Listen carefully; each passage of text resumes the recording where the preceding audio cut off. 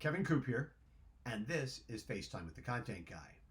So, over the past few days, I've had a chance to go to a couple of stores, partially as a consumer, but also because I was kind of curious in terms of what I do, how different stores are responding to the pandemic and dealing with the fact that there's a lot of problems in terms of the supply chain.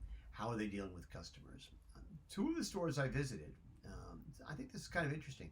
Two of the stores that I visited, Leonard's and Whole Foods, not a lot of paper products, but I gotta tell you, for the most part, especially when it comes to fresh foods, these stores are killing it. I went to Whole Foods. I can walk to a Whole Foods from my house. And one of the things I discovered, man, meat department looked fabulous.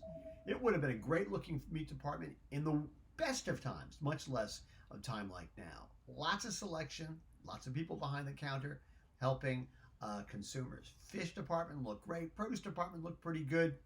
Bakery was not as good because I think they're being a little bit more careful about the bakery for some reason. There's not a lot in terms of salad bar. That stuff's all been shut down. But meat, seafood, produce, man, it looked great. Okay, there was a lot of stuff in there that you could get. Same thing at Leonard's, and unlike Whole Foods, where you actually had to wait online a little bit to go in, Leonard's, and maybe this is because they have the directed traffic flow. Leonard's does not have that problem. Were there a lot of people there? Sure, but it wasn't that hard to find a parking space, and I found that they had done a really, really good job in terms of stocking up their fresh food departments. Bakery looked great, smelled great. Same thing goes for seafood. Same thing goes for meat. Same thing goes for produce. Everything looked great. The only place we really had to deal with lines was at the at checkout, and everybody was being sort of respectful and keeping 6 feet back.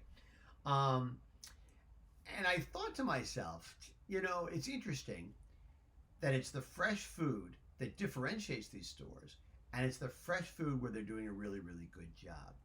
And I wonder if there's a lesson there for lots of retailers, because you got to remember, in terms of packaged product you can get anywhere. I don't need to go to Leonard's. I don't need to go to Whole Foods to get the vast majority of boxed or jarred or whatever items that I can get from Amazon or I can get from Walmart or whatever.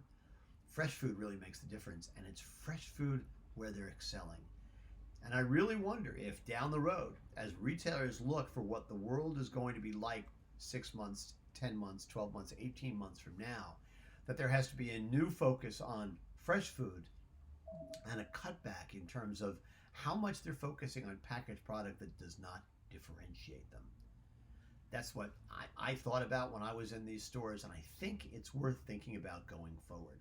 That's what's on my mind this morning, and as always, I want to hear what's on your mind.